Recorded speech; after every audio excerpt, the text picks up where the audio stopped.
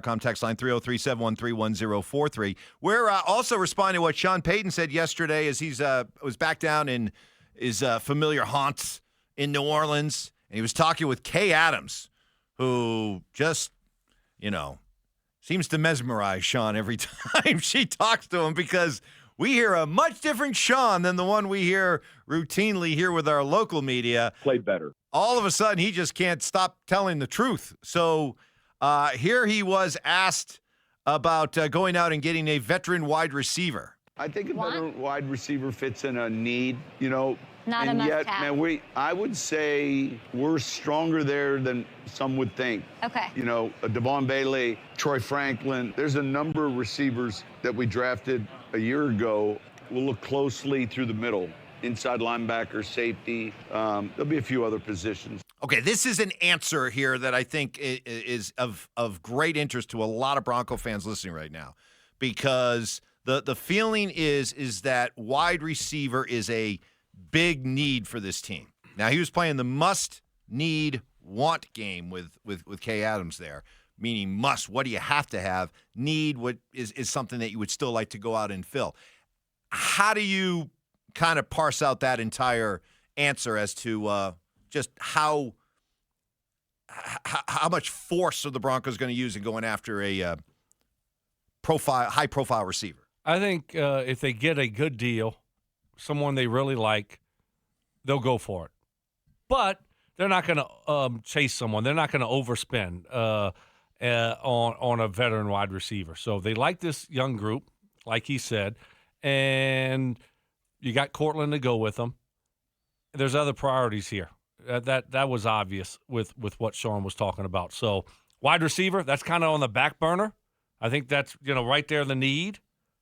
If you see one in the draft, maybe you'll draft one. But if not, maybe you'll go for one of these veteran guys that are going to be a free agent. So what I heard there is they're not going to go out and sign T. Higgins. No. They're not going to use a first-round pick to trade for Garrett Wilson. No, absolutely not. That's what I heard also. A fourth-rounder, or Stoke giving away a third-rounder because he doesn't care about third-rounders, for Cooper Kupp, you think that's still in play? Really? Even with that answer that leaves? I do think it's still in play, but not as much as I did yesterday.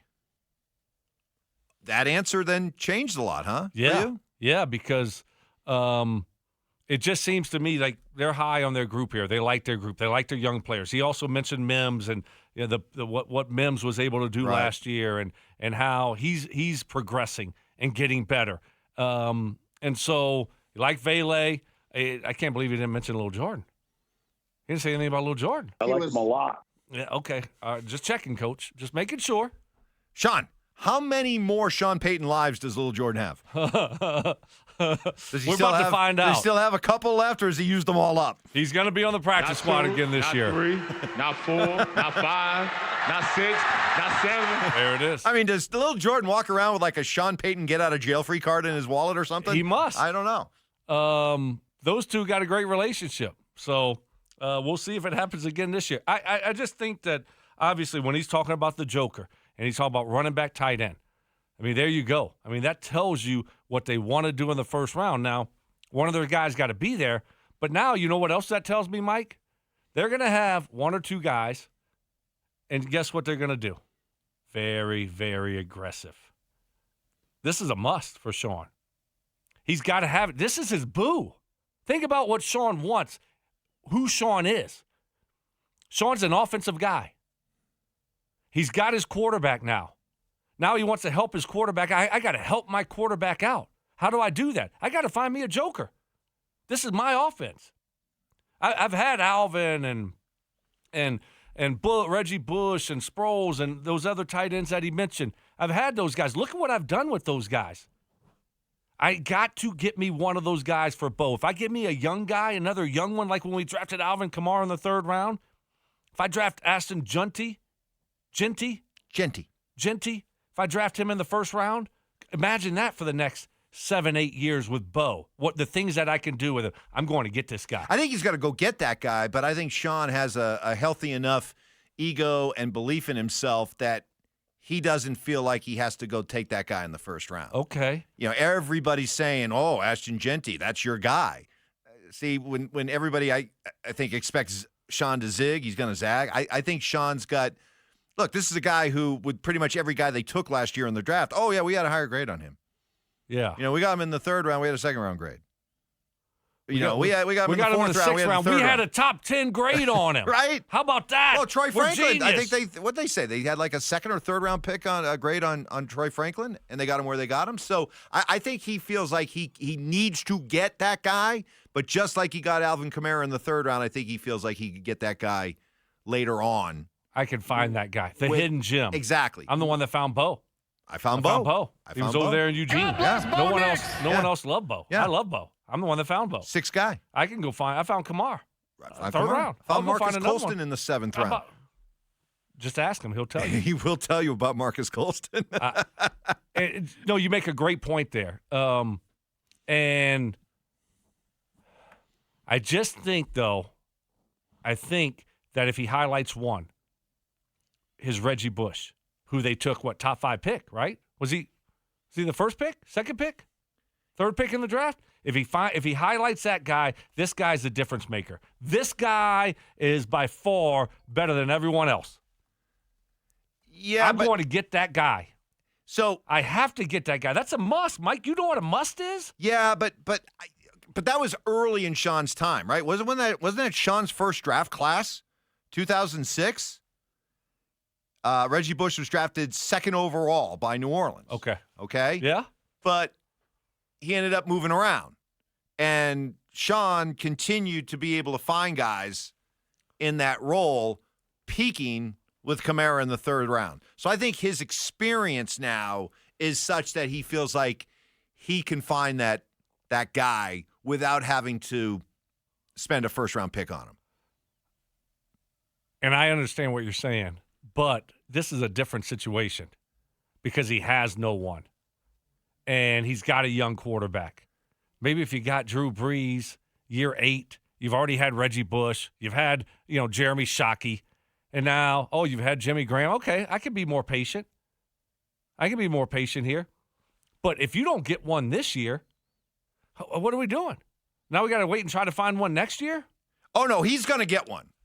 But you got to get the right one. Make no mistake, okay? And again, this was the answer, and you tell me out there, Bronco fan, it sure sounds like he tipped his hand as to what they're going to do here. We do the evaluation of our team, and the purpose of that is then to establish what we call musts, needs, and wants. Must, needs, wants. Okay. So who are our musts? Your must, you need a veteran wide receiver. That's what I think. I'd like to see you. I would say we need a joker. You need a Reggie Bush. An interior, and a joker now can be a tight end or a running back that has exceptional. We were spoiled here. Yeah. When you think about it, all right, you had Reggie, you had Jimmy Graham, Jeremy Shockey, Darren Sproles, Alvin Kamara. Those are interior, either tight ends or running backs. Jokers. That they have to be elite receivers that play tight end or running back. Got you. And then you get the matchups, and we had quite a few of them here because you're getting too high defense and you have to work the inside. Kay talks too much. Let Sean talk, Kay. And every time she says something, she's wrong. And Sean's being really nice because he just kind of. You got it. Yeah, I mean, Sean's being really nice because she's like, you need a receiver. He's like, well, not really. Can you imagine how he would react to me Yeah. if I interrupted him like that? Right. You're not close. I mean, Yeah. But he just lets Kay, and he just keeps talking without correct. yeah. But she's wrong. I noticed that same thing. I'm like, damn, that's power right there. Yeah. I was like, man, I wish. Yeah, okay. That is But power. But you got some pretty. But the idea of, and when you couple that with what he just said, with what Klatt said to us yesterday, where he said, I may have overreacted a little bit when I said don't go out and invest in a receiver, and he talked about liking Cooper Kupp. The distinction there is he doesn't like those outside guys. And maybe Sean doesn't put a whole lot of value in outside wide receivers. Oh, I can find those in the, 7th round. Marcus Colston. Just ask me. But it's the idea of finding guys that can operate in the middle of the field. Get me a Stokley. He needs a Stokley. He needs a Stokley. Screw the Joker. Yeah. He needs Stokley. He needs a Stokley. But no, seriously. I Yeah. mean, why? Why is that middle of, you just heard Sean say it. Klatt said it. Why? Why is that middle of the field so important? Well, when you're playing the Fangio shell coverage, where you're trying to keep everything underneath, it makes it hard to get over the top. You need to have good matchups. Slot receiver, tight ends. Working against linebacker, safety, nickel guys, right? You're either quicker than them or you're bigger than them. And so that's where you get your matchups. It's hard to get over the top on the outside when they're playing those types of defenses. So when you have guys that can work the middle of the field, what's easier to throw? I think you get this one, Mike. Right there in front of you or all the way to the sideline? Yeah.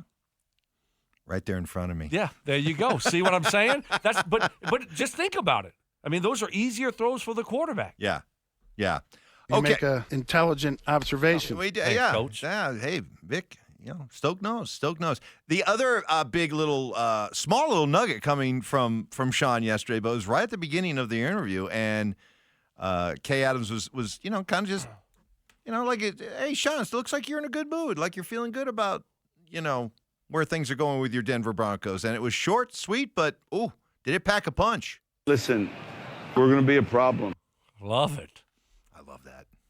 I mean, he I is love a that. confident guy. I love it. I love that. I told you, I love it as radio Stoke. guy, fan, Stokley. But hey, karma, Stokley. Hey, don't be careful. Be careful being that arrogant. I like to be a little bit more humble sometimes in these situations because I feel like if you're not, eventually it's going to bite you in the rear. That's what I feel. And that's what I think. And so that's why I'm always careful to be a little bit too cocky. It's worked for him so far. It has, in a big way.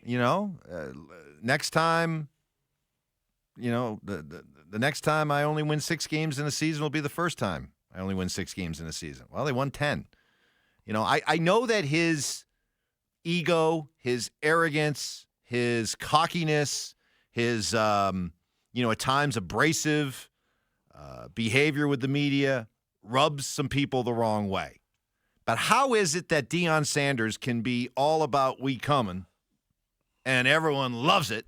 He's college. What? But it's still the same. You're still writing receipts for somebody else to go cash, right? But that's part of your bravado. That's part of selling your program. Sure, it's part You got to of recruit and kids. but it's also part of building up the guys you have there for a program that was a joke just a couple of years ago. Part of the reason why the Buffs have built things up so quickly is, they've absolutely increased the talent there, but they've created an attitude. They've created a swagger. And they've created a swagger that they understand that when they go into somebody else's building, man, they are marked. They are targeted. There is a bullseye on their back. I mean, who was it that said it? Shador said it at one point that every game we play this year is going to be the other team's Super Bowl. And there's some truth to that. Sure. Because it's going to be on TV. There's going to be a lot of attention. And it comes with the attention and the swagger that Deion brought to that program, which I look at as having been an overwhelming positive. The Broncos have been just as down and out. The Broncos have, had the proverbial sand kicked in their face. They've been a down and out, irrelevant, punching bag type organization. So if as long as the Sean that we're hearing publicly, Listen, we're going to be a problem. if that's the overall message he's sending to the team day in, day out, man, I think that's how you build a culture. That's how you build a culture of confidence, a little bit of swagger, and the belief that, we're building something here. Watch out, people. Let's go. I like it. I like it, and I don't have a problem with it. I like it for radio. I think the message to the team should be, hey, we haven't accomplished anything. I don't think it's, hey, we're going to be a problem. I don't like that message to the team at all. You're going to have some guys like, oh, we made it. Well, we won 10 young guys that weren't around here 3 years ago, Mike, 4 years ago. Oh, winning 10 games in the NFL isn't hard. We're here. We're going to be – Sean, coach said we're going to be a problem. Let's go. No, I don't like that approach. I want to coach. Hey, we got a lot of work to do. We just started this thing. We're starting to build it. We're building it the right way, and hopefully it'll continue. I like that approach much better. Now, for radio purposes, I love that. That's great. But I don't like that message to the team. I can't lie. Sorry. But there have been a lot of your Colts teams weren't like in your face, big bragging type teams. Okay, No. Humble. Be humble. But there have been plenty of teams that have had a lot of swag. Jimmy Johnson's Cowboys. Oh my goodness, you're not going to find. I mean, that was the U in the NFL. I mean, that was the U. That was the Miami Hurricane mentality. Kick their ass. Brought to the Dallas Cowboys. It certainly worked there. The Patriots. I mean, how about their? I don't know about they didn't swagger. Have any swagger over. There's Bill. They had arrogance. No days off. They had arrogance, though. They had arrogance. Oh gosh, come on. No days off at the Super Bowl. They told not that we're going to be a problem next year. Everybody who walked into their building were told this is the Patriot way. We do things here differently than everybody else, and it's why we win. But he didn't say we're about to be a problem. That's totally different. Way different. You're reaching here. No, I'm not reaching. All right. Well, where's your former partner? You said he was. What's going on with him? He's on Embiid load management today. Is he? He's on a minute. He's on a minute's restriction. Okay. He's walking around. Do you think he's at Pat O's? Think he stopped at Pat O's? Hurricane at 9:25 in the morning. He's got a hurricane in his right hand and a beignet in his left. Yes. He's fat. No. That we're gonna be getting We're gonna be a problem. He's expected to be on. Okay. Expected now. He's been downgraded to questionable. Oh wow. No. He didn't have a good workout before the game. That's right. He went out there to warm up. Test the hand.